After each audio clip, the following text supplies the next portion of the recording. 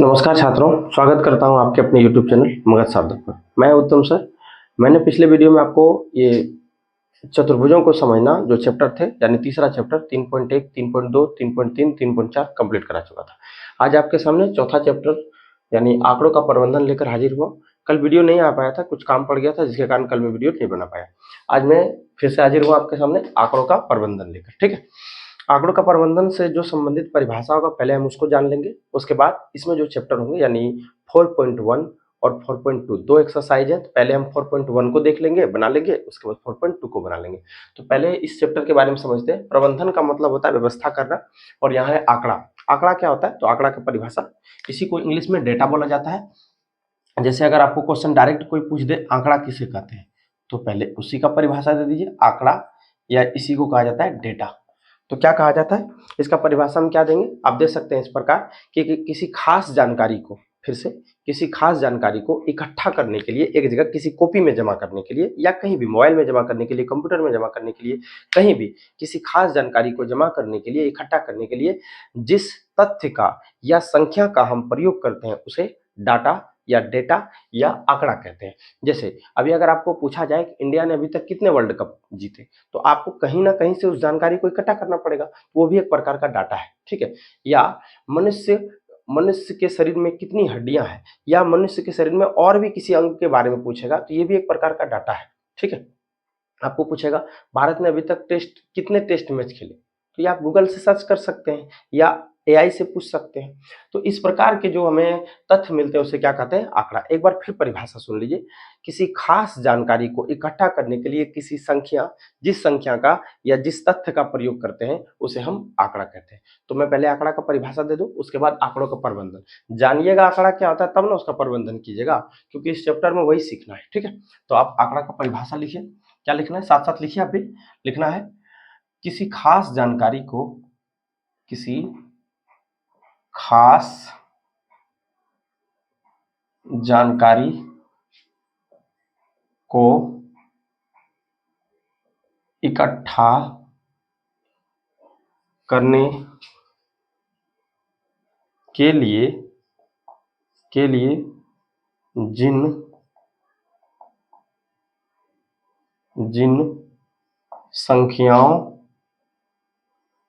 जिन संख्याओं या तथ्यों का, फिर से, किसी खास जानकारी को इकट्ठा करने के लिए जिन संख्याओं या तथ्यों को हम जमा करते हैं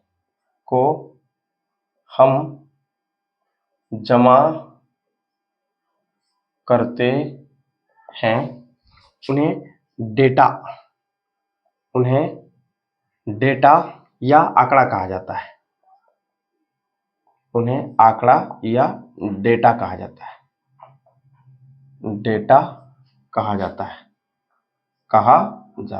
ठीक है, डेटा कई प्रकार के होंगे। आपको कोई भी जानकारी किसी को दे रहे हैं तो वो एक प्रकार का डेटा है। ठीक है, फिर से, किसी खास जानकारी को इकट्ठा करने के लिए जिन संख्याओं को, वो संख्या रूप में भी हो सकता है, तथ्य के रूप में भी हो सकता है, को हम जमा करते हैं। आप किसी कागज में लिख सकते हैं, किसी मोबाइल में कोई रख लेता है, या कोई कंप्यूटर में, लैपटॉप में, कहीं भी रख लेता है, तो एक प्रकार का डाटा जमा कर रहा है वो। ठीक है, अब फिर से, किसी खास जानकारी को इकट्ठा करने के लिए जिन संख्याओं को या तथ्यों को हम जमा करते हैं उन्हें क्या कहा जाता है, आंकड़ा कहा जाता है या डेटा कहा जाता है। ठीक है, कोई दिक्कत नहीं। अब इसे व्यक्त करने के लिए आपके सिलेबस के अनुसार, यानी क्लास 8 के अनुसार, इसे व्यक्त करने के टोटल 3 तरीके हैं तो बहुत तरीके, लेकिन आपके क्लास के अनुसार 3 तरीके हैं। जैसे पहला तरीका क्या है, तो पहला तरीका बहुत ही बच्चों वाला है, जो कि आप क्लास 6 में भी पढ़े होंगे। इसको कहते हैं चित्रालेख। क्या कहते हैं, चित्रालेख। ठीक है, पहला तरीका क्या हो जाएगा, चित्रालेख। चित्र के माध्यम से हम इसे व्यक्त करेंगे। ठीक है, एक एक करके हम सबको समझाएंगे, पहले आप समझ लीजिए दोनों। दूसरा होगा चित्रालेख के बाद दूसरा होता है डंडालेख। ओके, 3 तरीका टोटल बताया मैंने आपके सिलेबस के अनुसार। ठीक है, फिर से, पहला चित्रालेख, दूसरा डंडालेख, और तीसरा होता है, उसे कहते हैं वृत्त आलेख, है ना, वृत्त आलेख, या इसी का दूसरा नाम है पाई चार्ट। खाने वाला चार्ट नहीं, पाई चार्ट इस तरह करके बनेगा वृत्त के जैसा। ज्यादा इसी पर फोकस करना है आपको 4.1 में। क्यों? क्योंकि 4.1 का जो चैप्टर है यही पाई चार्ट यानी वृत्तालेख पर घूमते रहेगा। ठीक है, तो आप इस परिभाषा को लिख लीजिए वीडियो को रोककर, फिर हम चित्रालेख, दंडालेख और वृत्तालेख एक एक करके सबका वर्णन करते हैं, फिर 4.1 हम स्टार्ट करेंगे। ऐसे हड़बड़ा अगर बना देंगे तो आपको समझ में भी नहीं आएगा, है ना, ताकि आप बाद में भी देखें तो आपको समझ में आ जाए। जब भी रिवीजन करना हो, आपका एग्जाम आए, तो आप इसे देखकर तुरंत रिवीजन कर सकते हैं। इसलिए मैं आराम आराम से पढ़ा रहा हूँ। पहले आप आंकड़ा का परिभाषा देख लीजिए, फिर उसका प्रबंधन करेंगे। उसके प्रबंधन करने के हमारे पास 3 तरीके हैं। पहला चित्रालेख, दूसरा दंडालेख, तीसरा वृत्तालेख या इसी को कहते हैं पाई चार्ट। ठीक है, चलिए आप इसका स्क्रीनशॉट लीजिए। हम पहले चित्रालेख को समझते हैं। चलिए पहले चित्रालेख को समझ लेते हैं। ठीक है, चित्रालेख में क्या है, ये भी देखिए डाटा को प्रबंधन करने का एक तरीका है। ठीक है, मैंने अभी जस्ट बताया कि आंकड़ों को प्रबंधन करने के 3 तरीके हैं। पहला चित्रालेख, दूसरा दंडालेख और तीसरा वृत्तालेख यानी पाई चार्ट। ठीक है, तो चित्रालेख को समझते हैं। इसमें संख्या का प्रयोग नहीं करना है, इसमें प्रयोग करना है आंकड़ों को दिखाने के लिए चित्र का प्रयोग करना है। ठीक है, जैसे पहले इसका परिभाषा हम लोग क्या लिखेंगे वो लिख लेते हैं। जब आंकड़ों को व्यक्त करने के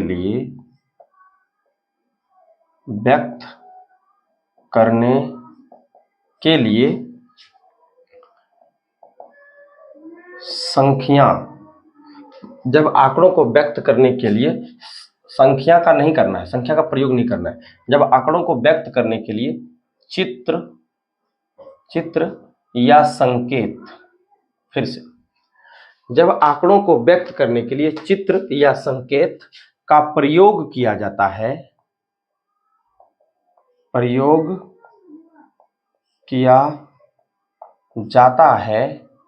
हो गया, संख्या का नहीं।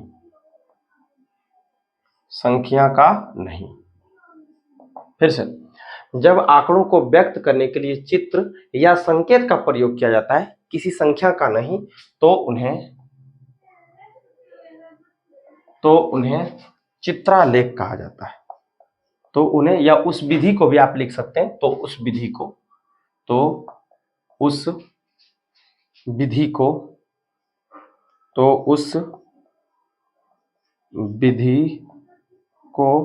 चित्रालेख कहते हैं। ठीक है, ओके, एक बार दोबारा समझ लेते हैं। जैसे कहता है चित्रालेख क्या है, तो जब आंकड़ों को व्यक्त करने के लिए चित्र का प्रयोग करेंगे, हम चित्र का, किसी भी चित्र का प्रयोग कर सकते हैं। आप त्रिभुज बना सकते हैं, वृत्त बना सकते हैं, बीच में स्टार मार सकते हैं। आप ऐसे करके, ये देखिए ना, सियार बना सकते हैं, हंसने वाला, रोने वाला सियार बना सकते हैं। कुछ हो, जैसे ही मन करे वैसे बना दीजिए। चित्र होना चाहिए आपका, बस वो चित्र समझ में आना चाहिए कि क्या है, 1 है 10 है, वो आपको दर्शाना पड़ेगा। ठीक है, दोबारा, जब आंकड़ों को व्यक्त करने के लिए चित्र या संकेत का प्रयोग किया जाता है, संख्या का नहीं, इस बात पर फोकस कीजिएगा। संख्या का प्रयोग इसमें नहीं करेंगे क्योंकि नाम ये चित्रलेख। ठीक है, संख्या का प्रयोग नहीं, तो उस विधि को, उस पद्धति को, उस नियम को हम क्या कहेंगे, चित्रालेख कहेंगे। ठीक है, जैसे आप मान के चलिए, मैं आपके प्रैक्टिकल एग्जाम्पल लेता हूँ आपके घर के आसपास का। जैसे मान लीजिए कि आपके गांव में एक यज्ञ हो रहा है। ठीक है, क्या हो रहा है, यज्ञ हो रहा है। उसमें लगातार कहा गया था, उसमें जो व्यवस्था कर रहा है यज्ञ का जो हेड था, उसने कहा लगातार 7 दिन तक फ्री में खाना खिलाया जाएगा सबको, भजारी या भोज जिसको कहते हैं। ठीक है, उसमें आपको डाटा कलेक्ट करने के लिए बैठा दिया गया कि देखना है कि सोमवार को कितने आदमी खाए, मंगलवार को कितने आदमी खाए, बुधवार को कितने खाए, शुक्रवार को, गुरुवार को, शनिवार को, रविवार, डेली कितना खाना खाया जा रहा है वो आपको बैठा दिया है। आपको कॉपी लेके बैठा दिया गया है कि गिनते रहना है तुमको, समझ गए, आपको खाना नहीं है, गिनना है। ठीक है, तो पहले दिन उसने क्या किया, आपको बोला कि रविवार को कितना डेटा आया है, सोमवार को कितने लोगों ने खाया, उसके बाद मंगलवार को कितने लोगों ने खाया, और उसके बाद बुधवार को, उसके बाद गुरुवार को, फिर शुक्रवार को और एक शनिवार को। इस प्रकार आपको दे दिया गया। ठीक है ना, कैसे चित्रालेख को कैसे समझेंगे तो आपको प्रैक्टिकल यही नॉलेज आपका ठीक रहेगा, जिसके कारण आप समझ पाएंगे। ओके, घर के आसपास जग तो हुआ ही होगा और रोज चलता है वहां पे भोज। ठीक है, तो कहा गया आपसे कि आप लिख के बताओ कि रविवार को कितना आदमी आया, ये सोमवार को कितना आया, मंगलवार को कितना आया। तो आपने कहा कि हो होते की लिखेंगे, चित्रे बना के समझा देते हैं। ठीक है, कोई आदमी की करेगा, जब लिखने छोड़ के खाने में बैठ जाएगा, लेकिन आपको नहीं, आपको समझना आएगा। चलिए ध्यान दीजिए। ठीक है, रविवार को जैसे मान लिया जाए कि 100 आदमी आया, कितना आया, 100 आदमी खाने आया। दूसरे दिन सोमवार को 150 आ गया। ओके, जैसे सुनेगा कि भोज है तो पहुंचवे ना करेगा। उसके बाद मंगलवार को देखते देखते 250 पहुंच गया खाना खाने के लिए। फ्री में खाना मिल रहा था, कहा नहीं, तुम लोगों को नहीं जाना है, तुम लोग ध्यान दो इधर। उसके बाद अगले दिन देखा तो अभी 300 पहुंचल है फ्री में खाना। ऐसा नहीं कि नया आ रहा है, जो कल आया था वो दूसरा को लग रहा है, ठीक है। उसके बाद गुरुवार को अभी 400 पहुंचल है। फिर अगले दिन अभी देखते हैं तो 450 पहुंचल है। अभी अगले दिन तो हद कर दिया, क्योंकि यज्ञ का लास्ट दिन था, 1000 आदमी आए है खाने के लिए। बताइए, फ्री में खाना सुन के आपके मुंह में पानी आ रहा होगा, मैं समझ रहा हूँ। उस पानी को पियो, इधर ध्यान दो, खाना बाद में खा लेना, ठीक है। चलो, रविवार को कितना व्यक्ति आया, 100 को। सोमवार को कितना व्यक्ति आया, 150। मंगलवार को 250। फिर बुधवार को 300, गुरुवार को 400, शुक्रवार को 450 और शनिवार को 1000। इतना व्यक्ति आया। अब आपको कह रहा है डाटा कलेक्ट कीजिए, तो इस प्रकार को जो लिखे ये आंकड़ा हो गया, लेकिन अब इसको व्यक्त करना है। कारण नहीं, ऐसे कॉपी पे लिखो नहीं, वो के गिनती उनती करेगा, हमको चित्र के माध्यम से समझाओ, ठीक है। तो आप क्या समझा सकते हैं, जैसे रविवार को कितना आया है, तो आपको एक आंकड़ा बनाना है। आपको लिखना है इधर दिन, या पहले ऊपर में क्या लिखना है, एक कोई भी चित्र बना लीजिएगा, आप त्रिभुज भी बना सकते हैं, ठीक है। लिखना है आपको एक त्रिभुज, ध्यान दीजिएगा, एक त्रिभुज, एक त्रिभुज बराबर क्या आदमी ले, किससे पूरा पूरा कट जा रहा होगा, ऐसा लेना कि छोटा सा छोटा बन जाए। अगर हम 50 लें तो 50 से सब कट जा रहा है, देख रहे हैं। अगर आप 50 लेते हैं तो दुइयों को आपको त्रिभुज बनाना पड़ेगा, क्योंकि एक में 50 फिर दो में 100 आ जाएगा, ठीक है। तो ऐसे लीजिएगा, एक त्रिभुज बराबर 50 व्यक्ति, ठीक है, या 50 आदमी। ओके, एक त्रिभुज बराबर 50 आदमी। तो बताइए 100 है तो क्या त्रिभुज बनाना पड़ेगा आपको, दो। बस ऐसे कर देंगे। अब जो देखने वाला होगा कहेगा ये त्रिभुज का मतलब रे, तो तुम क्या बोलोगे, तुम बोलोगे सर एक त्रिभुज का मतलब यहाँ लिखा हुआ है, देख लीजिए 50 आदमी, एक त्रिभुज बराबर 50 आदमी। तो दो त्रिभुज है तो क्या आदमी हुआ, तो अपने वो समझ आएगा, अच्छा 100 गो आया था रविवार को। अब यहाँ बताइए आप क्या त्रिभुज बनाइएगा, तो यहाँ है 150, तो 3 त्रिभुज बनेगा कि नहीं, 50 50 50। अच्छा, यहाँ क्या त्रिभुज बनेगा, जल्दी फटाक से, 250 है तो 5 त्रिभुज बनाना पड़ेगा, बना दीजिए। एक त्रिभुज, दो त्रिभुज, तीन त्रिभुज, चार त्रिभुज, 5 त्रिभुज, ठीक है। उसके बाद 300 रहा तो 6 त्रिभुज बनाना पड़ेगा, बना दीजिए। 1 2 3 4 5 हो गया, 5। उसके बाद 6 त्रिभुज बना दिए। उसके बाद यहाँ अगर कह दे 400 में 8 त्रिभुज बनाना पड़ेगा, ठीक है, 8 गो एकदम आराम से बना सकते हैं। 1 2 3 4 5 6 7 8 गो हो गया। अच्छा, 4.5 इसमें 9 गो बनेगा, 1 2 3 4 5 6 7 8 9, 3 6 2 8, एक और 9 हो गया। इसी प्रकार बताइए 1000 में क्या होगा, 1000 बनाने के लिए आपको कम से कम कितना चाहिए, तो 20 गो चाहिए। 20 गो बना दीजिए, देखिए यहाँ बना देते हैं 20 गो। 1 2 3 4 5 6 7 8 9 10 11 12 13 14, फिर 15 16 17 18 19 20 गिन लेते हैं। 5 3 8 2 10 2 12 2 14 2 16 और 4 20, 20 त्रिभुज बनाए। एक त्रिभुज में 50, तो 20 त्रिभुज में 1000 हो जाएगा, है ना। इस प्रकार से आप डाटा उसको दिखा सकते हैं। तो ये जो इतना देर से समझ रहे थे, यही है चित्रालेख। इसी तरह से चित्रालेख को दर्शाया जाता है, यानी पूरा लिखना नहीं है, सिर्फ चित्र के माध्यम से आपको दर्शा देना है। अब जो आदमी है वो आएगा तो आपको चेक कर सकता है ना कि अच्छा ये क्या बनेले है रे, तो तुम बोल सकता है कि त्रिभुज बनेले है। सर त्रिभुज क्यों बनाए, क्योंकि त्रिभुज आसान चित्र है, आप इसका आधा भी कर सकते हैं। जैसे अगर मान लिया जाए कि था 50, है ना, अब हर जगह यहाँ 100 है, 150 है, 250 है, 300 है, 400 है, 450 है, 1000 है। एक बार कभी ऐसा भी तो हो सकता था कि कहीं और जगह सर वहां 25 गो आए, तब मामला गड़बड़ा जाएगा, है ना। 25 आदमी आए तब क्या कीजिएगा, तब देखिए यहाँ पर जैसे एक पूरा त्रिभुज बराबर 50 व्यक्ति है, तो हमारे पास 25 व्यक्ति है, तो उसके लिए हम क्या करेंगे, तो त्रिभुज आधा बनाना, ऐसे करके, ऐसे त्रिभुज बना के यहां से इस इधर वाला मिटा देना है, ठीक है। ओके, इधर मिटा देना है और इसको भी डॉट लाइन से दिखा देना आपको। ये हो गया आपका आधा त्रिभुज। इस त्रिभुज का मतलब 25 आदमी, तो अगर 25 आदमी आएगा तो आधा त्रिभुज दिखा लेंगे। तो चित्रालेख भी बहुत जरूरी है आपके लिए, आप क्लास 6 में पढ़े होंगे इसको, ठीक है। आशा करते हैं चित्रालेख आपको समझ में आ गया होगा। दोबारा एक बार अगर मान लो एक आपको बनाने के लिए देते हैं, आप बना लीजिएगा कि नहीं। जैसे हम अपने कोचिंग का एग्जांपल ले लेते हैं, जैसे संडे को मेरे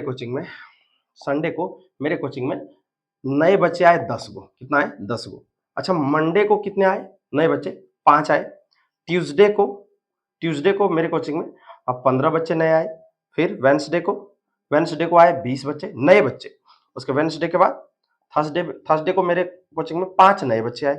उसके बाद फ्राइडे को आ गए 20, कितने हो गए 1 2 3 4 5 6, एक और सैटरडे को मेरे कोचिंग में कितने बच्चे आ गए, तो मान लेते हैं कि 10 आए, कितना है 10। इसको आप चित्र आलेख के माध्यम से बता सकते हैं, एकदम इजी है, बहुत इजी है। जैसे संडे को 10 है तो ऐसा संख्या लीजिएगा कि जो सबसे कट जाए, है ना, ये भी 10 है लास्ट में, तो बताइए अगर 5 ले लिया जाए तो 5 सबसे नहीं कट जाएगा। इसमें कोई भी चित्र, आप जरूरी नहीं कि त्रिभुज में लेना है, कुछ भी ले सकते हैं। जैसे हम यही वाला ले लेंगे ना, ये ठीक रहेगा, इसको टकला सीआर ऐसे हंसा दीजिए, ठीक है। तो एक इस तरह बना के एक ई बराबर एक टकला सीआर बराबर कितना ले लेंगे, 5 स्टूडेंट, 5 छात्र, ठीक है। अब बताइए तो संडे को कितना बनाना पड़ेगा, बताइए ये वाला, ये 2 बनाना पड़ेगा, क्योंकि एक इस चित्र बराबर क्या हुआ 5 छात्र, तो 2 गो लेंगे तो 10 हो जाएगा। उसी प्रकार यहाँ 5 गो है तो क्या गो लेना पड़ेगा, 1 बनाना पड़ेगा। यहाँ 15 है तो 3 बनाना पड़ेगा। यहाँ 20 है तो 4 बनाना पड़ेगा। यहाँ 5 है फिर वापिस 1 बनाना पड़ेगा। 20 है बोलिए 4 बनाना पड़ेगा। अच्छा 10 है तब 2 बनाना पड़ेगा। इस प्रकार से आप चित्र के माध्यम से इस चित्रालय को समझ सकते हैं, ठीक है। इसमें गिनती का जरूरत कम है, ज्यादा किसका जरूरत है, चित्रों का, ठीक है। चित्र के माध्यम से समझाना है, ये हो गया चित्रालेख। इसके बाद चित्रालेख समझ गए होंगे आप। चित्रालेख के बाद अब देखते हैं दंडालेख, समझ। चित्रालेख के बाद दंडालेख देखते हैं। दंडालेख में क्या है, तो इसमें दंडों का प्रयोग होता है, ठीक है। जैसे परिभाषा में बताऊंगा, पहले आप समझ लीजिए रफ में। जैसे अगर आंकड़ों को हम दंडों के माध्यम से प्रयोग करें तो किस प्रकार, आप ग्राफ कॉपी में इसको बना सकते हैं। ग्राफ कॉपी में ही बनाना है, ठीक है। ग्राफ कॉपी में यहाँ 0 ले लेना है। उसके बाद जैसे ये पहला पॉइंट, ये दूसरा पॉइंट, तीसरा पॉइंट, चौथा पॉइंट, 5वां पॉइंट, छठा पॉइंट, इसी तरह आगे बढ़ते जाएंगे। 7वां पॉइंट, ठीक है, 8वां पॉइंट, 9वां पॉइंट, बस इसी तरह प्रकार से, ठीक है। अब मान लिया जाए जैसे यहाँ हम लिख देते हैं नीचे रविवार, ठीक है, रविवार, तो एक जगह बीच में छोड़ देना है, चौड़ा नहीं भी ले सकते आप इतना। सोमवार, उसके बाद एक जगह छोड़ के फिर ले लेना है मंगलवार, ओके, और मंगलवार एक जगह छोड़ के फिर वापस ले लेना हमको बुधवार, और यहाँ हो जाएगा शुक्रवार, और फिर एक थोड़ा सा और आगे बढ़ा के ये हो जाएगा आपका शनिवार, ठीक है। दोबारा देखिए, रविवार, सोमवार, मंगलवार, बुधवार, शुक्रवार, शनिवार, ठीक है। अब इसमें मान लीजिए आपको डेटा को दर्शाना है, यहाँ पर ले लेते हैं 10, जैसे आदमी जितना आया था 50-50 करके लिए थे ना उधर, 50, 100, 150, 200, उसी प्रकार 250, इसी प्रकार आगे बढ़ जाएंगे हम लोग 300, आप ऊपर तक जा सकते हैं, ठीक है। अब मान लिया जाए कि रविवार को 100 आदमी आए, तो कैसे दिखाना है, देखिए यहाँ ऐसे पढ़ के ऐसे घींच देना है, इस प्रकार करके, यही आपका डंडा, ठीक है। और चूंकि आलेख में 10 आ रहे हैं तो डंडा लेख नाम होगा। सोमवार को मान लेते हैं 150 आया, तो यहाँ पर सटाना नहीं है, फिर अगला लेना, आपको स्केल के माध्यम से खींचना है, स्केल की मदद से, ठीक है, ऐसे खींच दीजिए। फिर अगला मंगलवार को फिर 50 आ गया, तो मंगलवार को 50 दिखा दीजिए, ये रहा 50, ऐसे, ठीक है। फिर उसी प्रकार बुधवार को कितना आया बता सकते हैं, तो बुधवार को मान लीजिए कि 200 आया, कितना आया, मान लीजिए 200। देखिए इसमें चौड़ाई कम हो गई, चौड़ाई कम नहीं होना चाहिए, ठीक है, मैं समझाता हूँ अभी। उसके बाद शुक्रवार को मान लिया जाए कि 250 आया, तो 250 पहुंचा दीजिए, ये रहा 250, ये शुक्रवार को हो गया 250, ठीक है। उसके बाद बचा है शनिवार को मान लीजिए 50 है, फिर वापस, तो ये रहा 50, ऐसे करके दिखाना है। ये दंडालेख में देखिए मेन चीज क्या है, ध्यान दीजिएगा, ये जो है ना, ये चौड़ाई सेम होना चाहिए। इधर चौड़ाई सेम नहीं था, जगह थोड़ा जगह कंजेस्टेड होने के कारण से ये चौड़ाई, ये चौड़ाई, ये चौड़ाई, ये सब जो दिख रहा है ना, ये चौड़ाई एकदम सेम होना चाहिए, अंतर नहीं होना चाहिए। मेन दंडालेख का यही है गुण, ठीक है। दूसरा बात, और इसके बीच में जो आपको गैप दिख रहा है, ये वाला और ये सब जो गैप दिख रहा है, ये सब भी जो है बीच में बराबर चौड़ा होना चाहिए। जितना यहाँ पर है, अगर 5 सेंटीमीटर का या 5 घर है तो यहाँ भी 5 ही घर होना चाहिए, यहाँ भी 5 ही घर, चौड़ाई बराबर होना चाहिए, ठीक है। तो दंडालेख का परिभाषा आप किस प्रकार दे सकते हैं, जब आंकड़ों को आयत के माध्यम से व्यक्त किया जाए जिसकी चौड़ाई समान हो। ध्यान दीजिए, जब आंकड़ों को आयत की, आयतन है, आयत के माध्यम से, और अगर आप आयत नहीं लिखना चाह रहे हैं तो आप लिख सकते हैं दंड। क्या लिख सकते हैं, जब आंकड़ों को दंडों के माध्यम से, डंडा मैंने मारने वाला डंडा नहीं, ये डंडा, दंडों के माध्यम से व्यक्त किया जाए जिसमें दंडों की चौड़ाई समान हो और उनके बीच की दूरी भी समान हो, तो उसे हम क्या कहेंगे, दंड आलेख कहेंगे। और ध्यान ये देना है कि जिस प्रकार ये आंकड़ा बढ़ेगा ना, उस प्रकार ये दंडों की चौड़ाई भी, दंडों की लंबाई भी, ऊंचाई भी बढ़ेगी, ठीक है। यानी हम कह सकते हैं कि जो आंकड़ा दिया है, इधर जो दिन दिया है, ये इसके समानुपाती होता है, यानी ये बढ़ेगा तो ये भी बढ़ेगा, ये घटेगा ये भी घटेगा। जैसे देखिए शुक्रवार को बढ़ गया था, यहाँ बढ़ गया था, ये बढ़ गया, ठीक है ना। यानी कह सकते हैं हम कि जो ये डंडा लेख का जो दंड है या आयत है, ये इस डेटा के अनुसार इस डेटा के समानुपाती होता है। अगर ये बढ़ेगा तो ये भी बढ़ेगा। तो परिभाषा हम इसका लिखते हैं, चलिए ध्यान दीजिए। परिभाषा क्या लिख सकते हैं, जब आंकड़ों को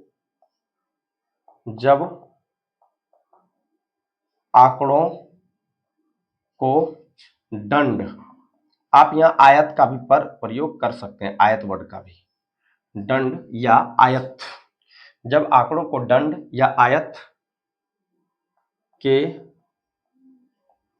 प्रयोग द्वारा दर्शाया जाता है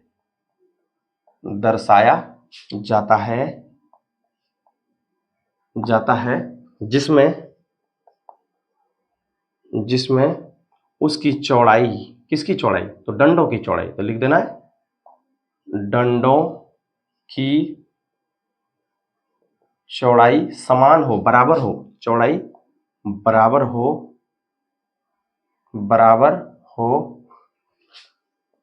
तथा दो डंडों के बीच की दूरी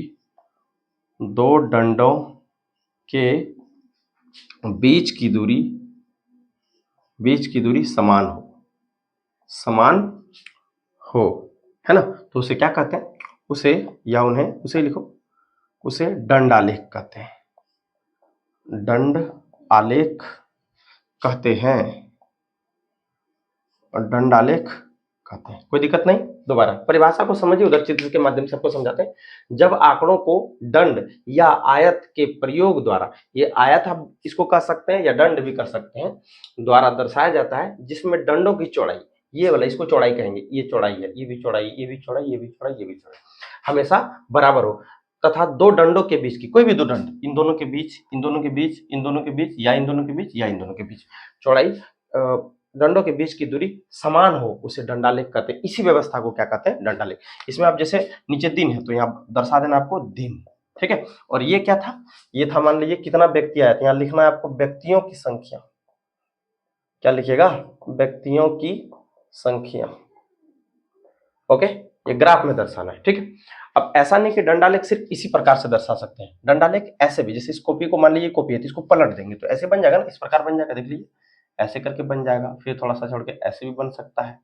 यानी इसको हम क्या बोल सकते हैं, इसको बोलते हैं ऊर्ध्वाधर, क्या बोलते हैं, ऊर्ध्वाधर, बिल्कुल खड़ा खंबे की तरह, और इसको बोलते हैं क्षैतिज, पृथ्वी के समांतर, ठीक है। तो आप इस प्रकार से भी दंडालेख खींच सकते हैं, इस प्रकार से भी खींच सकते हैं। मुझे तो लगता है दोनों आसान है, लेकिन आप इसका प्रयोग कीजिएगा, ये आपके लिए आसान होगा, ठीक है। क्या आशा करते हैं दंडालेख आपको समझ में आ गया होगा, समझ गया, देख लीजिए बढ़िया से, देख लीजिए दोबारा एक बार और परिभाषा। जब आंकड़ों को दंड या आयत, यही है दंड, ये वाला, ये आयत जो बिल्डिंग जो बना हुआ है इसी को दंड या आलेख आप कह सकते हैं, दंड या आयत के प्रयोग द्वारा दर्शाया जाता है, जिसमें डंडों की चौड़ाई, ये वाला चौड़ाई जो है बराबर हो, हमेशा बराबर होगा, जितना यहाँ होगा उतने यहाँ होगा, जितना यहाँ होगा उतना यहाँ, सब चौड़ाई बराबर। और इतना ही नहीं, दो डंडों के बीच की दूरी, किन्हीं भी दो दंड, इन दोनों के बीच की दूरी बराबर हो, इन दोनों के बीच की दूरी बराबर हो, है ना। तो इस व्यवस्था को हम क्या कहेंगे, दंडालेख कहेंगे, ठीक है। चलिए आप इसका स्क्रीनशॉट लीजिए, आप इस चित्र को भी बना सकते हैं रोक के वीडियो, ठीक है। इसका स्क्रीनशॉट लीजिए। अब देखते हैं इस चैप्टर के लिए यानी 4.1 के लिए जो ज्यादा जरूरी है, पाई चार्ट, उस पर देखते हैं। चलिए इसका स्क्रीनशॉट लीजिए। चलिए तीसरा विधि समझते हैं, क्या है, वृत्त आलेख या पाई चार्ट, ठीक है। फिर से वृत्त आलेख या पाई चार्ट, ये ज्यादा जरूरी है क्योंकि एक्सरसाइज 4.1 में जितने भी 5 सवाल है, पांचों सवाल इसी पर बनेंगे, वृत्त आलेख से या पाई चार्ट। तो सर वो दोनों काहे पढ़ाए, आपके सिलेबस में था तो मैंने पढ़ाया, एक्सरसाइज में नहीं था तो क्या हुआ। अगर हो सकता है आपके एग्जाम में आ जाए दंडालेख क्या है तो आप कैसे लिखिएगा, तो इसलिए, या हो सकता है चित्रालेख क्या है बताए तो आपको लिखना तो पड़ेगा, इसलिए मैंने समझा दिया। आगे वृत्तालेख या पाई चार्ट, इसकी परिभाषा हम कैसे देंगे, तो पहले आप इसको समझ लीजिए ना शॉर्ट में क्या होता है परिभाषा। जैसे एक वृत्त बनाना है, नाम में ही वृत्तालेख है तो वृत्त तो बनाना पड़ेगा, है ना। इसमें केंद्र ले लेना है कहीं, ठीक है, केंद्र में इसको किस माध्यम से दर्शा सकते हैं, जैसे रविवार वाला बात आपको बताए थे ना अभी, जैसे एक ले लिया गया रविवार, ओके, रविवार, उसके बाद सोमवार, फिर मंगलवार, ओके, उसके बाद बुधवार, 4 डेटा लेते हैं, ज्यादा नहीं। और कहा जाए आपको कि चारों दिन कितना नया स्टूडेंट आया, है ना, उसका डेटा आप इस पर दर्शाइए। जैसे मान लिया जाए कि डिग्री के अनुसार भी आप दर्शा सकते हैं, प्रतिशत के अनुसार भी दर्शा सकते हैं। तो जैसे इस दिन आया, मान लिया जाए कि 20 स्टूडेंट, इस दिन आया फिर 20 स्टूडेंट, इस दिन आया 10 गो, इस दिन आया 50 गो, तो टोटल देख लीजिए कितना हुआ, 100 हुआ, है ना। तो इसको दर्शाना कैसे वो समझिए आप। जैसे ये हो गया आपका पाई चार्ट। तो इसको आप बांट देना आपको इस प्रकार करके, जैसे सबसे ज्यादा किस दिन है, बुधवार को। आप इसको देखिए, टोटल मैं जानबूझकर 100 लिया हूँ, 20 20 40 10 50 और 50 100 हो गया, है ना। तो 100 में से देखिए बुधवार को कितना आया, 50%। तो आपको यहाँ लिखना है 50%, ये किस दिन का है, बुधवार का, है ना, बुधवार को। उसके बाद देखिए ये 50 बचा हुआ, ये 50 हो गया, ये 50 बचा हुआ और ऊपर, ठीक है। तो अब इसमें तो सबको बांटना पड़ेगा ना, तो आप एक काम कीजिएगा, थोड़ा सा हल्का सा इधर ऐसे लेना ताकि लगे कि 10 है, ठीक है। और थोड़ा छोटा ले लेते हैं, जैसे बीच में लेंगे तो 25 हो जाएगा, बीच में लेंगे तो 25 होगा, तो हल्का सा और एकदम नीचे कर देंगे, तो ये हो गया आप 10। 10 क्या है, मंगल। तो यहाँ आपको लिखना है 10% और यही आपको लिखना है मंगल। क्या लिखना है, मंगल। उसी प्रकार अब 20 20 बचा हुआ है, 20 20, तो 20 में एकदम बराबर बराबर दोनों ले लीजिए। ये हो गया रविवार 20%, और सोमवार को भी कितना हो गया, 20%। क्लियर है, ठीक है। बस ये पाई चार्ट बन के आपका रेडी हो गया। ये प्रतिशत के आधार पे था, कभी कभी कौन के आधार पर रह सकता है, जैसे कौन के आधार पर भी हम समझ लेते हैं उसको, ठीक है। ये वृत्त हो गया, ओके। अब कह दे आपको कि डायरेक्ट इसी एंगल को बदल देते हैं, इसमें आपको दे दे डायरेक्ट बुधवार का 180 डिग्री, कितना दे दे, 180। टोटल मिलाकर जब भी अगर एंगल का बात करें, कोण का बात करें, तो 360 डिग्री लेना है, क्योंकि वृत्त का केंद्र पर टोटल कंप्लीट एंगल बनता है वो 360 डिग्री का होता है। 360 180 ले लेते हैं, जैसे यहाँ पर बना है 180, नीचे ले लिए 180 डिग्री, ओके। ये किस दिन का हो गया, बुधवार का। अब 3 ही दिन का लेते हैं तो ज्यादा समझ में आएगा आपको, ओके। रविवार को ले लेते हैं हम 90 डिग्री, सोमवार को ले लेते हैं ये भी 90 डिग्री, और बुधवार को ले लेते हैं 180 डिग्री। डिग्री के माध्यम से समझ लीजिए, रविवार, सोमवार, मंगलवार,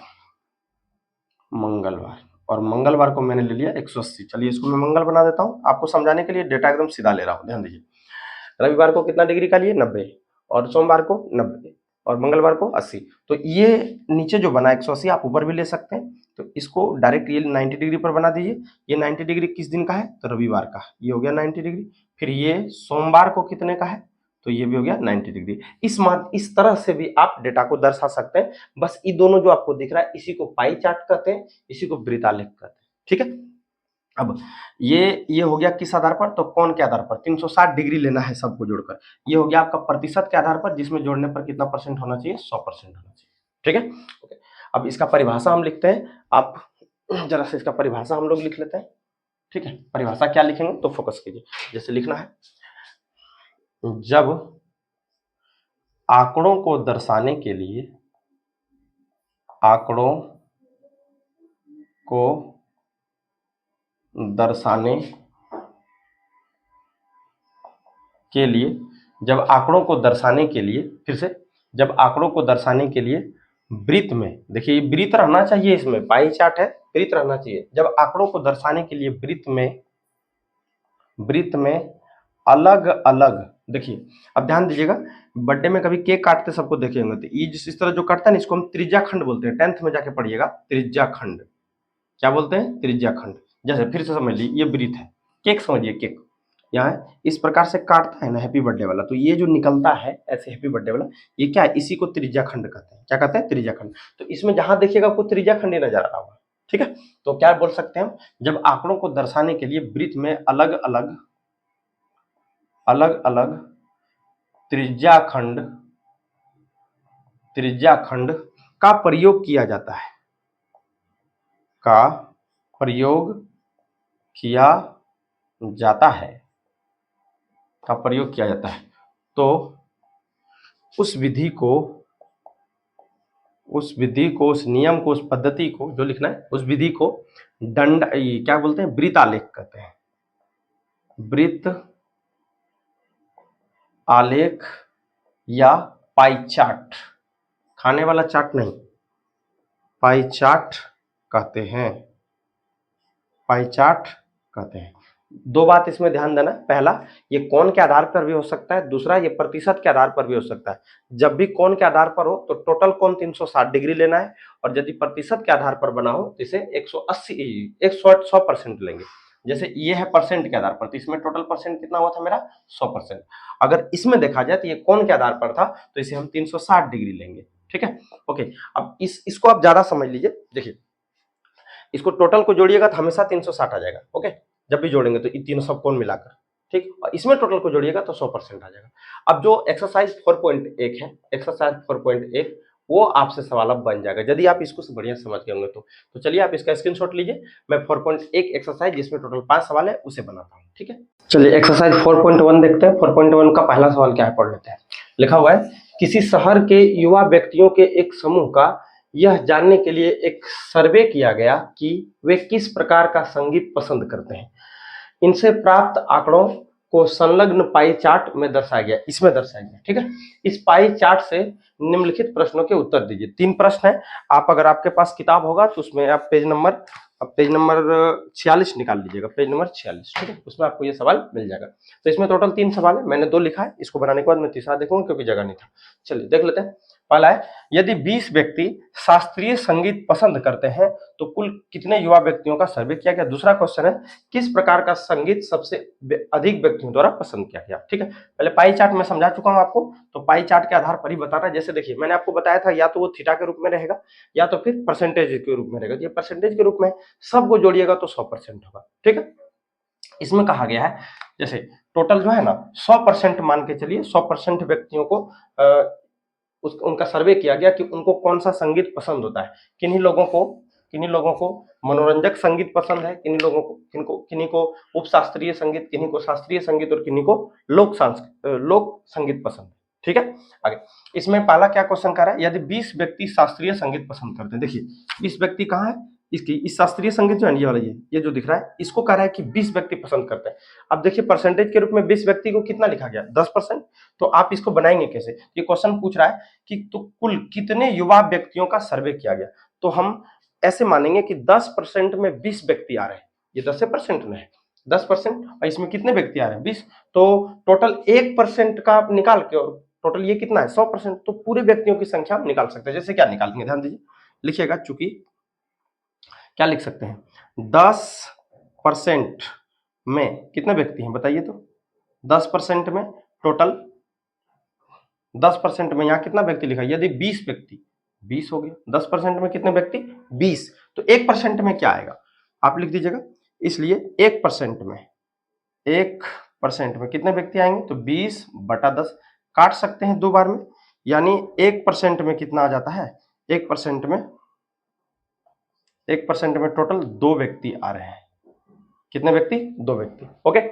लेकिन अब देखिएगा कारक टोटल कितने व्यक्तियों का सर्वे किया ये नहीं पूछ रहा है, कुल कितने युवा व्यक्तियों का सर्वे किया गया। तो टोटल ये परसेंटेज कितना है 100% ही है। अब इसमें कहा रहा है कि 2 व्यक्ति 1% में हम 2 व्यक्ति को ला रहे हैं तो टोटल 100% कितना व्यक्ति आएगा 200 व्यक्ति आएगा। तो लिखिएगा इसलिए 100% में या पूरे कुल सर्वे किए गए व्यक्तियों की संख्या, कुल सर्वे किए गए व्यक्तियों की संख्या बराबर 1% में 2 तो टोटल है 100%, तो कितना हो जाएगा 200 व्यक्ति। कितना हो गया 200 व्यक्ति। यही आपका इस पहले क्वेश्चन का आंसर हो जाएगा, ठीक है। 200 व्यक्ति लिखा हुआ ये 200 व्यक्ति। आगे फिर से एक बार समझ लीजिए यदि 20 व्यक्ति शास्त्रीय संगीत को पसंद करते हैं, ये जो 10% वाला हिसाब को त्रिज्याखंड दिख रहा है ये 20 व्यक्ति को दर्शा रहा है। तो 10% में कितने व्यक्ति आ रहे हैं 20, तो 1% में कितने आएंगे 2, क्योंकि ऐसे समझिए 10 में 20 तो 1 में 20/10 यानी 2, यानी 1% में कितने व्यक्ति आए 2 व्यक्ति। तो मुझे टोटल सर्वे निकालना है तो टोटल को लेना पड़ेगा। टोटल 100% है तो 100% में कितने व्यक्ति आएंगे 200 व्यक्ति, ठीक है। तो पहले क्वेश्चन का आपका आंसर हो गया 200। दूसरा कहता है किस प्रकार का संगीत सबसे अधिक व्यक्तियों द्वारा पसंद किया गया। तो आप देख लीजिए व्यक्तियों की संख्या निकालने की जरूरत नहीं है, सिर्फ देख लीजिए सबसे ज्यादा कौन पसंद किया जा रहा है। तो सबसे ज्यादा मनोरंजक संगीत पसंद किया जा रहा है, यानी 2 नंबर का आंसर क्या हो जाएगा मनोरंजक, है ना। दूसरा नंबर का आंसर क्या हो जाएगा मनोरंजक। आप इसका स्क्रीनशॉट लीजिए। इसमें एक और क्वेश्चन है तीसरा पार्ट मैं उसे बनाता हूँ।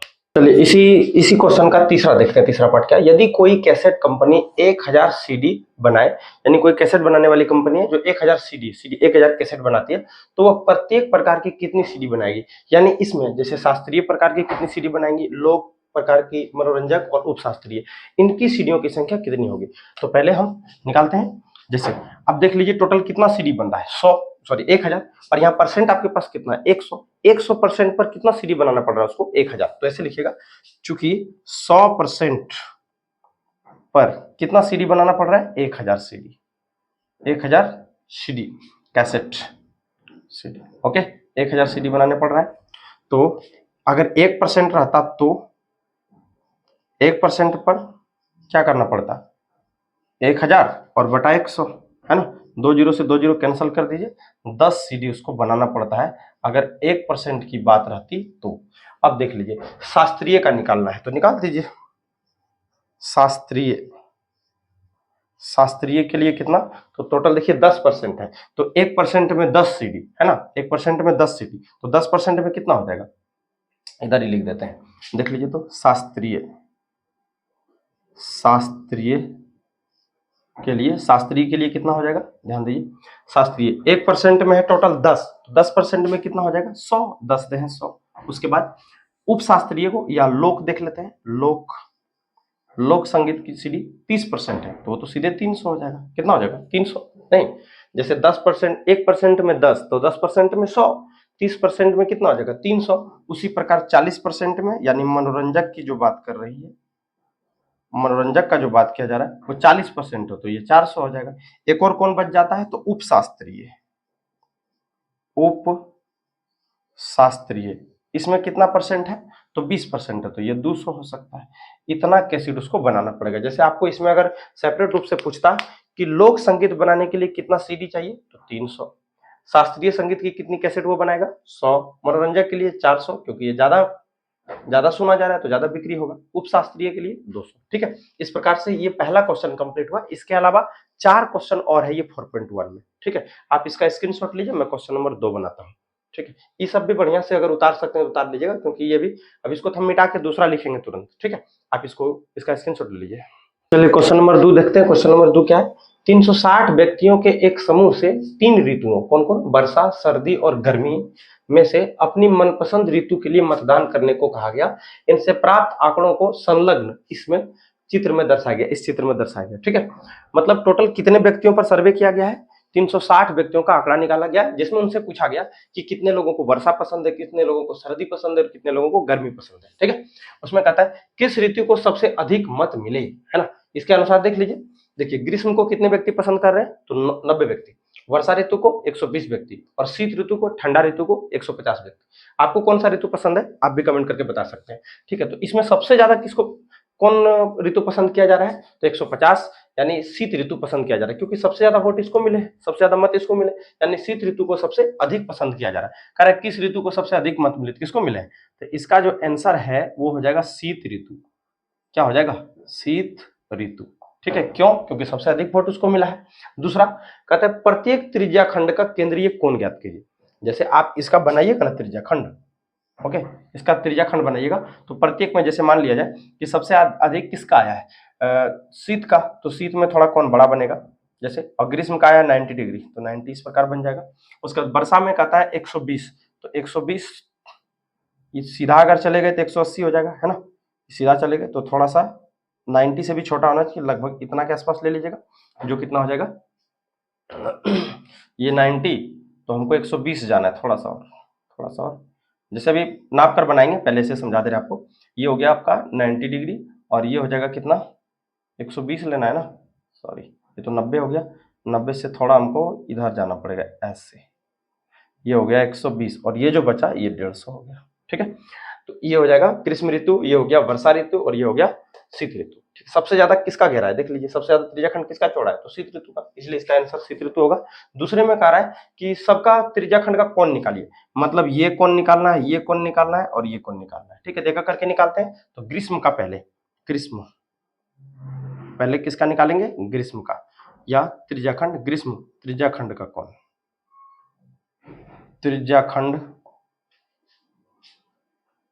त्रिज्याखंड के लिए कोण। तो देखिए टोटल क्या करना है आपको, कोण निकालने के लिए सिंपल तरीका है, इन सबों को जोड़ना, जितना डाटा दिया है ना सबों को जोड़ना है और 360 मतलब सबको जोड़ेंगे, जो आएगा है ना वो कुल हो जाएगा तो उसको नीचे लिखना है। जैसे सबको जोड़िए कितना आएगा 15 12 17 9 15 12 27 और 9 36 यानी 360 डिग्री, ये नीचे लिख देना आपको, टोटल का योग जितना है, जितना लोग वोट दिए। उसके बाद इसमें से हम ग्रीष्म का निकालें तो ग्रीष्म का मेरा कितना है तो 90। ओके, और उसके बाद चूंकि थीटा के रूप में है, अगर प्रतिशत के रूप में रहता तो 100 से गुना कर देते, 100%, लेकिन यहाँ थीटा के रूप में है तो 360 से गुना करेंगे। तो पहली बात, ये 360 कट जाएगा, यानी कितना बचा, 90 डिग्री। यानी ग्रीष्म का जो त्रिज्याखंड का कोण होगा वो 90 डिग्री होगा। उसमें ग्रीष्म के बाद क्या है देख लीजिए, तो वर्षा है, तो लिख लीजिएगा वर्षा के त्रिज्याखंड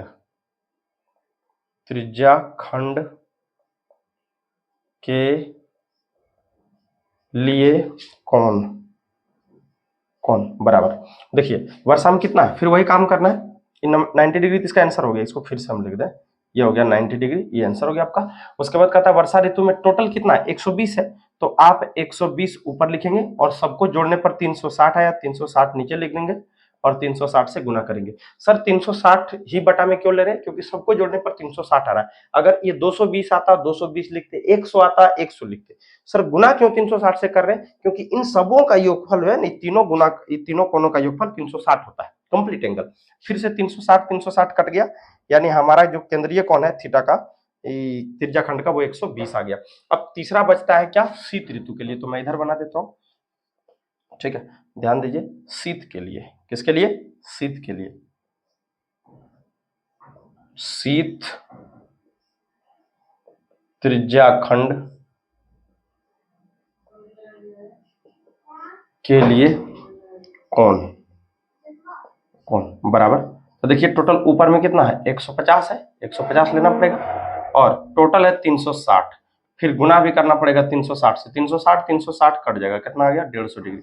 तो एक आंसर आपका 90 डिग्री हो गया, दूसरा आंसर 120 डिग्री और तीसरा 150 डिग्री हो गया। ठीक है, इसमें तीसरा सवाल है, आप इसका स्क्रीनशॉट लीजिए, मैं तीसरा तुरंत बनाता हूँ। चलिए इसी क्वेश्चन का तीसरा पार्ट देखते हैं क्या है। इस सूचना को दर्शाने के लिए एक पाई चार्ट खींचिए। आ गया पाई चार्ट खींचने वाला सिस्टम, तो देख लीजिए, एक पहले वृत्त आप बना लीजिए, वृत्त आप प्रकार से वृत्त बनाइएगा, है ना, मैं हाथ से बना देता हूँ, ये मेरा हो गया वृत्त। ठीक है, वृत्त, इसमें कह रहा है कि पाई चार्ट खींचना, पहले से इसका ये केंद्र हो गया। ठीक है, इसमें से ग्रीष्म ऋतु में कितना डिग्री का बना था, अभी जस्ट देखे थे, तो 90 डिग्री। उसके बाद वर्षा ऋतु में कितना बना है, 120 डिग्री, और शीत ऋतु में कितना बना है, 150 डिग्री, उसी अनुसार खींचना है। तो आप चांद का प्रयोग कीजिए, एकदम कर सकते हैं चांद का प्रयोग। देखिए, ओके, 90 डिग्री, पहले तो ग्रीष्म ऋतु है तो 90 डिग्री, एक बिंदु यहां दे देंगे, और एक काम करते हैं, एक त्रिज्या इसका खींच लेते हैं, अब बनाना आसान हो जाएगा। अब देखिए यहाँ 90 हुआ तो पूरा नहीं मिलाइएगा, आप स्केल का भी प्रयोग कर सकते हैं, मैं भी स्केल का प्रयोग करता हूँ। ठीक है, स्केल का प्रयोग ऐसे करना है, देखिए वृत्त तक ही जाना है, वृत्त से बाहर हमको नहीं जाना। ये रहा, ये हो गया आपका 90 डिग्री। इसमें दर्शाना आपको क्या है, ग्रीष्म, क्या लिखना है, ग्रीष्म, और कितना डिग्री, तो 90 डिग्री। ठीक है, इसमें सिर्फ 90 मत नहीं लिखेंगे, देखिए यहाँ डिग्री दिया हो, मतलब क्वेश्चन में मत दिया है और ये डिग्री है, क्योंकि भले मानते हैं कोण भी उतना ही आ गया, लेकिन है तो ये कोण, ये त्रिज्याखंड का कोण है। उसके बाद वर्षा ऋतु में वो कितना कह रहा था, 120 डिग्री का कोण, तो 120 बनाइए, 120 भी बनाना बहुत आसान है, आप यहाँ ऐसे करके रखिए। ठीक है, चांद की मदद से बना सकते हैं, 120 है तो 120 कहाँ मिलेगा हमको, 120 इधर मिलेगा। ठीक है, इसे 120 बना लेते हैं इस प्रकार से, और इसको आप खींचिए, 120 इस तरह से खींच लेते हैं। वृत्त तक ही जाना है, वृत्त से बाहर नहीं जाना है। ठीक है, ये हो गया 120, इसको हम बोलेंगे वर्षा, वर्षा कितना हो गया सर जी, तो 120 हो जाएगा, 120। अब देखिए ये हो गया 90, ये हो गया 120, टोटल 360 होता, जो बचेगा 150 ही ना बचेगा, तो यहाँ लिख देना आपको शीत, क्या लिखना है, शीत 150 डिग्री, है ना, ये टोटल को जोड़ने पर 360 हो गया। यही हो गया एक प्रकार का आपका पाई चार्ट, तो नीचे लगा देना है पाई चार्ट। ठीक है, या इसी को कहते हैं वृत्ताकार आलेख या वृत्त आलेख। ठीक है, दोनों एक ही बात हुआ, ये इसी का दूसरा नाम क्या है, पाई चार्ट। इस प्रकार से आपका दूसरा क्वेश्चन भी बन गया। ठीक है, इसके बाद हम तीसरा नंबर का क्वेश्चन देखते हैं, आप इसका स्क्रीनशॉट लीजिए। चलिए क्वेश्चन नंबर 3 देखते हैं, पढ़िए क्वेश्चन नंबर 3 क्या है। निम्नलिखित सूचना को दर्शाने वाला एक पाई चार्ट खींचिए। यह सारणी व्यक्तियों के एक समूह द्वारा पसंद किए जाने वाले रंगों को दर्शाती है। जैसे रंग यहाँ दिया गया है, नीला, हरा, लाल, पीला, और उनका योगफल दिया गया। नीला को कितने लोग पसंद करते हैं, 18, हरा को 9, लाल को 6, पीला को 3 लोग पसंद करते हैं। ठीक है, और टोटल कितने लोगों का सर्वे किया गया है, तो 18, मतलब टोटल 36, नीचे लिखा हुआ योग 36, तो टोटल 36 लोगों का सर्वे किया गया। इसमें कर आपको पाई चार्ट निकालिए, पाई चार्ट खींचिए। तो पाई चार्ट खींचने के लिए केंद्रीय कोण चाहिए या परसेंटेज चाहिए, तो ये केंद्रीय कोण में थोड़ा आसान रहेगा, क्योंकि लास्ट में योग 36 है और 360 से गुना करना पड़ता है, तो एक एक करके सबका कोण निकालिए। तो देखिए पहले लिखिएगा नीला, नीला के लिए ऐसे लिख सकते हैं, नीला के लिए संगत कोण, संगत कोण। देखिए तो टोटल कितना है 18, सॉरी नीला कितना है 18 व्यक्ति और टोटल है 36। मैंने कहा जो टोटल होगा उसको बटा में रखना है और गुना करना है 360 से। कितना से 360, तो 36 से 360 कट जाएगा 10 बार में। 18 गुना 10 करेंगे तो 180 डिग्री आ गया। किसके लिए? नीला पसंद करने वालों के लिए। जो केंद्रीय कोण, जो त्रिज्याखंड का कोण बनेगा वो 180 डिग्री आ गया। उसी प्रकार अभी हरा का ले लेते हैं, लिखिएगा फिर हरा के लिए संगत कोण। तो क्या लेंगे? हरा का। सेम कंडीशन, 9 ऊपर रखना है और टोटल का योगफल कितना है 36, तो वो नीचे रखिएगा और 360 से गुना करना है। सर टोटल को ये नीचे 36 कहाँ से है? तो इन सबों को जोड़ने पर। सर 360 से क्यों गुना कर रहे हैं? तो 360 से इसलिए गुना कर रहे हैं क्योंकि वृत्त में जब आप पाई चार्ट खींचिएगा तो उस पर जो केंद्र पर जो टोटल कोण बनता है वो 360 का बनता है। तो फिर इसको आप काटिए 10 बार में, यानी आंसर कितना आ जाएगा 90 डिग्री। उसके बाद आता है फिर लाल का केंद्रीय कोण। लाल का केंद्रीय कोण बराबर क्या हो सकता है? लाल में टोटल कितना है 36 है ना, ये 90 ना होगा, इधर लिख देते हैं 90। टोटल कितना आया है 90 डिग्री ना, लिख देते हैं इधर 90।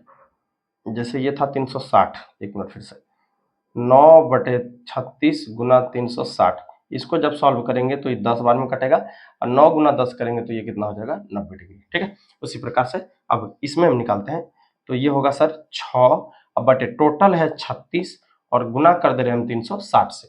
6 कहाँ से आए? तो ये लाल कोण निकाल रहे हैं तो 6 देना पड़ेगा। 36 टोटल का योगफल है और 360 से गुना करें क्योंकि ये कंप्लीट एंगल बन रहा है, तो इसको गुना करेंगे तो छेद है 60 आ जाएगा। कितना आ जाएगा? 60। उसके बाद पीला बचा हुआ है तो उसको भी हम निकाल लेते हैं। फिर या पुनः पीला के लिए केंद्रीय कोण या संगत कोण, तो क्या लिख सकते हैं? पीला है टोटल 3/36 और गुना 360, ये तो कट जाएगा 10 बार में, तो 3 गुना 10 करेंगे तो कितना आएगा 30 डिग्री। देखिए पहला आया 180 डिग्री, दूसरा 90 डिग्री, तीसरा आया 60 डिग्री और चौथा आया 30 डिग्री। इसी को हम अब दर्शाते हैं किसमें? तो पाई चार्ट में। किसमें? पाई चार्ट में। तब इसको हम मिटा देते हैं, है ना। अब पाई चार्ट दर्शा दीजिए आप आराम से। एक वृत्त बना लेना है आपको पहले, बन गया वृत्त। आप वृत्त प्रकार से ही बनाइएगा, ठीक है। ओके, ये बन गया वृत्त और ये हो गया केंद्र और ये हो गया वृत्त का त्रिज्या। ओके, इसमें अब कह रहा है पहला जो है ना पहला कर रहा है नीला के लिए संगत कोण कितना 180। तो 180 तो खींचना सिंपल है क्योंकि उसको सीधा रेखा खींच देंगे तो 180 डिग्री बन जाएगा। ठीक, ये 180 डिग्री नीचे बन जाएगा। यहाँ लिखना आपको, ऊपर भी लिख सकते हैं नीचे भी लिख सकते हैं, ऊपर में ही लिखिए नीला, या नीचे ही ठीक रहेगा। ये हो गया नीला कितना, तो 180 डिग्री है ना। नीला के लिए कितना 180। उसके बाद हरा के लिए तो जो डायरेक्ट हमें सीधा बनेगा ना 90 डिग्री एकदम सीधा हो जाएगा, तो 90 डिग्री इधर सीधा ले लीजिए, ये हो गया 90 डिग्री। ठीक है, ये कितना हो जाएगा हरा, कितना डिग्री 90 डिग्री। उसके बाद लाल के लिए कितना कर रहा है 60 और पीला के लिए 30, तो इसके लिए आपको चांद का प्रयोग करना पड़ेगा। ठीक है, चांद का प्रयोग हम कर लेते हैं। तो यहाँ रखिए, ये 90 पर बन रहा है ना, 60 और 30 खींचना है तो आप 30 ही खींच लीजिए, 60 अपने खींचा जाएगा। ठीक है, 30 यहाँ नजर आ रहा है, आप भी चांद का प्रयोग कीजिएगा। ठीक है, बिना चांद का हाथ से नहीं बनाना है। ये रहा, दिख रहा होगा वीडियो में, सही से देखिए, ये 30 यहाँ नजर आ रहा है हमको, ये रहा 30। ठीक है, 30 डिग्री। अब इसको मिला देते हैं, वृत्त के अंदर ही मिलाना है, थोड़ा सबको फ्रेश कर लें। मिट गया। ओके, ठीक, इसको मिला देंगे तो ये जो बना वो कितने डिग्री का बना 30 डिग्री का बना, 30 डिग्री। ठीक है, ये बन गया 30 डिग्री का और ये क्या था 30 डिग्री कौन सा था, पीला, कौन था पीला, तो लिख देना है पीला। उसके बाद 60, अब देखिए ये हो गया 180, ये 90, ये 30, तो बचा 60 डिग्री वाला ना, जो बचा 60 डिग्री वाला बचा, तो 60 डिग्री वाला कितना था, लाल था और वो था 60 डिग्री, तो आप लिखना है लाल आपको और 60 डिग्री। यही आपका पाई चार्ट बनकर रेडी हो गया। ओके, पाई चार्ट, कोई दिक्कत नहीं, देख लीजिए। कौन, ये कौन जब भी बनाइएगा तो चांद की मदद से ही बनाइएगा। 180 बिल्कुल सीधा होता है इसलिए इसमें हम प्रयोग नहीं किए चांद का, 90 भी बिल्कुल सीधा होता है ऐसे करके, तो एल की तरह, तो इसमें भी हम चांद का प्रयोग नहीं किया, लेकिन 30 और 60 के लिए आपको चांद का प्रयोग करना पड़ेगा। ठीक है, आप इसका स्क्रीनशॉट लीजिए। इस बार हम क्वेश्चन नंबर 4 बनाते हैं। चलिए क्वेश्चन नंबर 4 देखते हैं। क्वेश्चन नंबर 4 क्या है, संलग्न पाई चार्ट एक विद्यार्थी द्वारा किसी परीक्षा में हिंदी, अंग्रेजी, गणित, सामाजिक विज्ञान और विज्ञान में प्राप्त किए गए अंकों को दर्शाता है। यदि उस विद्यार्थी द्वारा प्राप्त किए गए कुल अंक 540 थे तो निम्नलिखित प्रश्नों के उत्तर दीजिए। कुल 3 प्रश्न इसमें भी है, लेकिन 2 लिखा हूं, तीसरा नहीं हटा था, तो पहले 2 हम समझ लेते हैं। क्या लिखा हुआ देखिए, एक पाई चार्ट है यहाँ पर। गणित में अंक जो प्राप्त किया वो 90 डिग्री दिखाता है, अंग्रेजी में 55, हिंदी में 70 और विज्ञान में 80 है, और सामाजिक विज्ञान में यानी सामाजिक अध्ययन में 65 डिग्री दिखाई। ठीक है, आपसे पहला क्वेश्चन पूछ रहा है किस विषय में उस विद्यार्थी ने 105 अंक प्राप्त किए। 105, अब यहाँ 105 तो लिखा लेना क्योंकि टोटल डिग्री में दिया हुआ है, तो आप डिग्री के आधार पर आप क्वेश्चन निकाल सकते हैं। कैसे, ध्यान दीजिए। देखिए उसको अंक कितना मिला है, 105 बटे टोटल, बटा में क्या लिखना पड़ता है, टोटल अंक जितना आया है 105 अंक उसको आया है। किस विषय में आया पता नहीं, लेकिन लिखा हुआ है, तो 540 बटा में दे दीजिएगा और उसके बाद आप गुना कर देंगे किससे, 360 डिग्री से। 360 से क्यों, फिर से बता रहा हूँ कि यहाँ पर टोटल कौन कितना बनता है, 360 डिग्री। अब इसको काटिए, ये काट सकते हैं, तो ये 0 से 0 कैंसिल हो जाएगा, 18 दूनी 36, 18 तिया 54, और काटिए 3 से इसको काट सकते हैं, 35 बार में कट जाएगा, यानी टोटल को गुना करने पर 35 गुना 2 आ रहा है, 35 गुना 2 करेंगे तो कितना आएगा, 70 डिग्री। अब डिग्री में बदल गए, तो देखिए 70 डिग्री कहाँ है, हिंदी में, यानी उसका अंक जो है हिंदी में लिख सकते हैं आप, इसलिए ये 3 बार में कटा था, इसलिए हिंदी में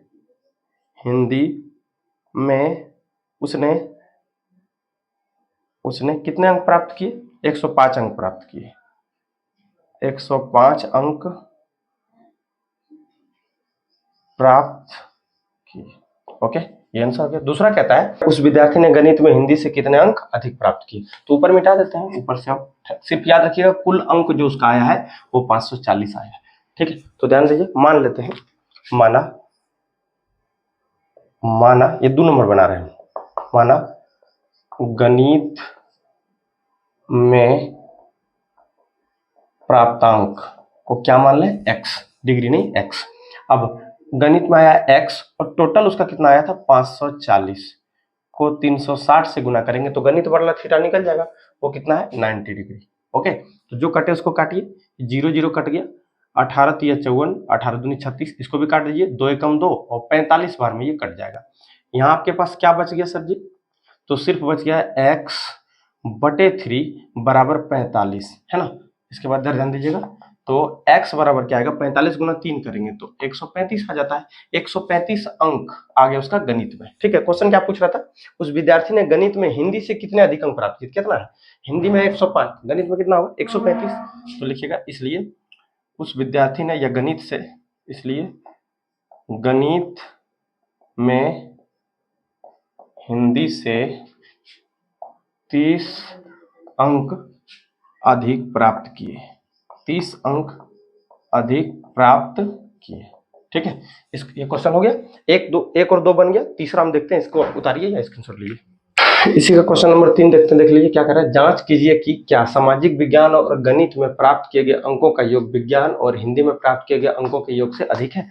तो देख लीजिए, पूरा सब अंक को निकालने का जरूरत नहीं है, सिर्फ आप थीटा को लीजिए, उसी से आपका सब मान निकल जाएगा। जैसे गणित का थीटा कितना है आप निकाल लीजिए, गणित का 90 है ना, 90 डिग्री। उसके बाद गणित के साथ क्या कर रहा है, सामाजिक विज्ञान का कितना, 65, या पहले इसे लिखते हैं, सामाजिक विज्ञान का रहा है तो 65 प्लस 90, यानी जोड़ेंगे तो कितना आएगा 155 डिग्री। ये दोनों है गणित का, ठीक है, ये दोनों। ओके, उसके बाद अभी क्या है हमारे पास, तो कह रहा है विज्ञान और हिंदी। तो देखिए विज्ञान और हिंदी कौन है, ये वाला है विज्ञान और हिंदी, ये है ना, ये ना दोनों विज्ञान हिंदी। तो निकालते हैं उसको भी, विज्ञान प्लस हिंदी, यानी 80 और प्लस 70 जोड़ने पर कितना आ गया 175। सिर्फ डिग्री कौन कोई लीजिए, उसी से आपका काम हो जाएगा। अब देखिए ये है 155, ये है 150। तो क्वेश्चन क्या पूछ रहा था, जांच कीजिए कि क्या कि सामाजिक विज्ञान और गणित में प्राप्त किए गए अंकों का योग, तो हम थीटा को ले लिए 155 आ गया, विज्ञान और हिंदी में प्राप्त किए गए अंकों के योग से अधिक है। तो हाँ, इससे तो अधिक है, तो उतना लिखना नहीं, लिखना हाँ सामाजिक विज्ञान और गणित में प्राप्त किए गए अंक विज्ञान और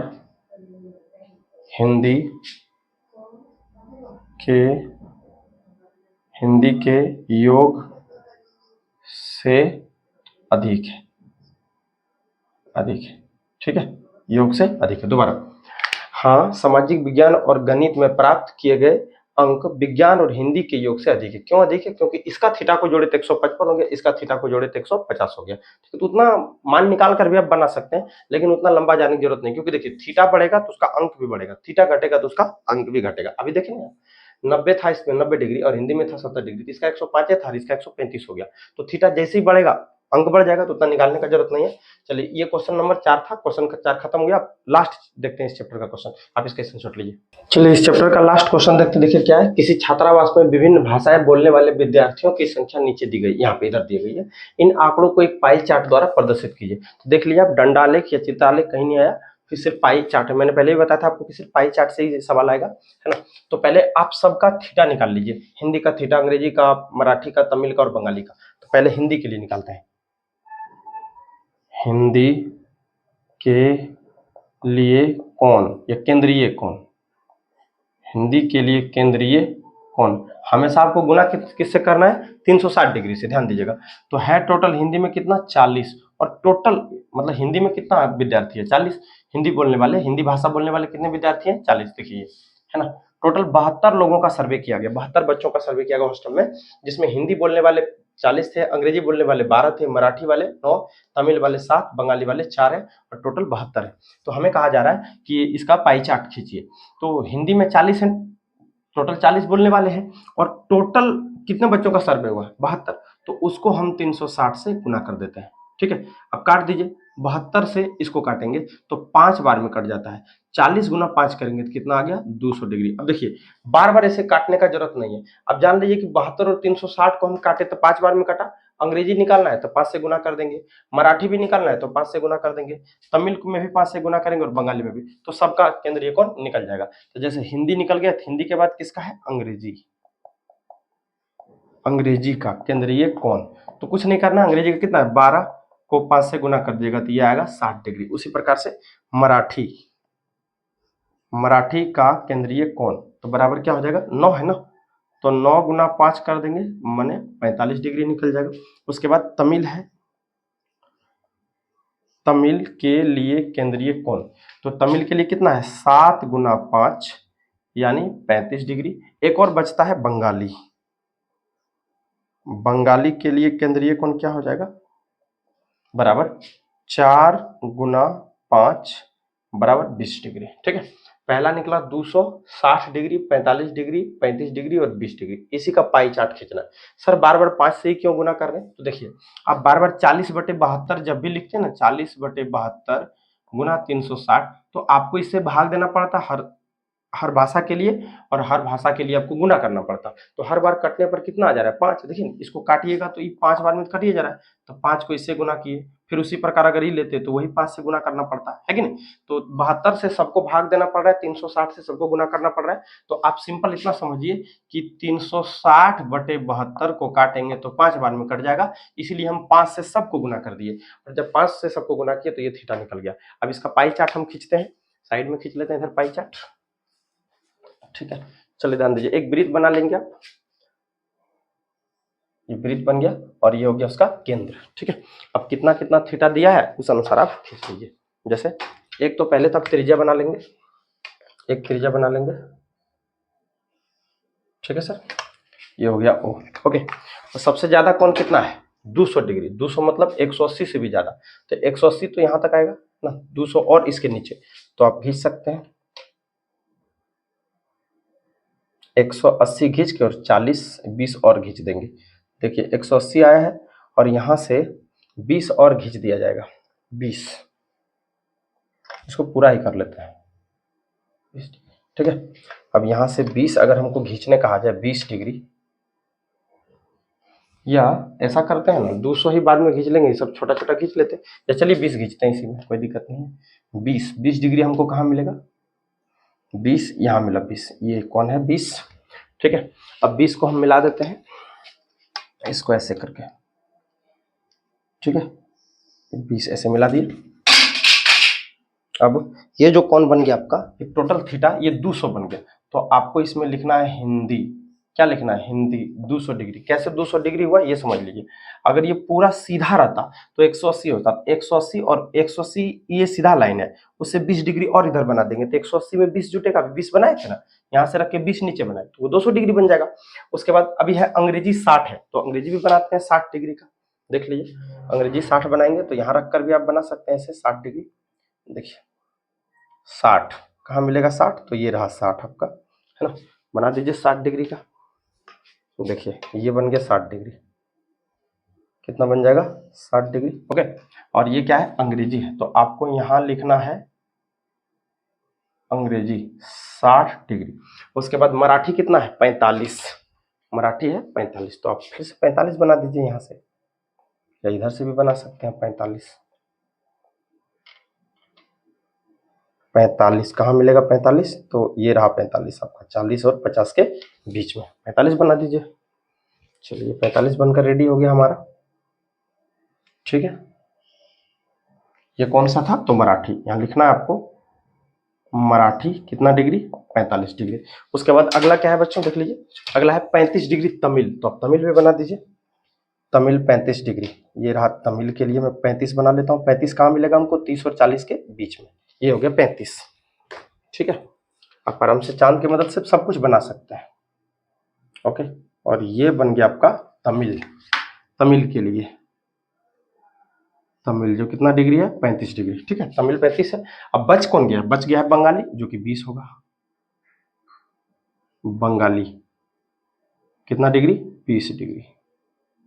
बंगाली कितना आया 20 डिग्री। अब बताइए सबसे ज्यादा किसको पसंद किया जा रहा है, कौन सी भाषा बोली जा रही है, तो हिंदी, वो तो भारत में बोली जाती है सबसे ज्यादा। उसके बाद अंग्रेजी, उसके बाद मराठी, उसके बाद तमिल, उसके बाद बंगाली, ठीक है। ये आपका पाई चार्ट रेडी हो गया। बिना चांद के आप बनाइएगा तो गड़बड़ बन सकता है। कहीं देखिए ये छोटा लगना चाहिए क्योंकि 20 है, ये थोड़ा उससे बड़ा लगना चाहिए क्योंकि 35 है, उससे थोड़ा बड़ा लगना चाहिए क्योंकि ये 45 है, उससे ये थोड़ा बड़ा लगना चाहिए क्योंकि ये 60 है और ये 200, ठीक है। इस प्रकार से आप पाई चार्ट बना सकते हैं। ये जो बनकर रेडी हुआ इसी को हम क्या कहते हैं, पाई चार्ट या वृत्ताकार आलेख, पाई चार्ट, ठीक है। अब ये कौन निकालने सीख गए तो ये तो बनाना आसान है, चांद आपके पास होगा ही। चलिए अब इस चैप्टर में कोई सवाल तो है नहीं, तो इस वीडियो को रोकते हैं यहीं पर। देख लीजिए वीडियो में टोटल सवाल 5 आपको समझ में आ गया होगा। मैंने इस वीडियो में आपको डंडालेख, चित्रालेख, पाई चार्ट सब कुछ समझा दिया। इससे संबंधित जितने भी 4.1 में एक सवाल थे सारा बता दूंगा। अगले वीडियो में 4.2 शुरू करेंगे जो प्रायिकता से संबंधित है, ठीक है। आप इसका स्क्रीनशॉट ले लीजिए। मिलते हैं अगले वीडियो में। आपका बहुत बहुत धन्यवाद।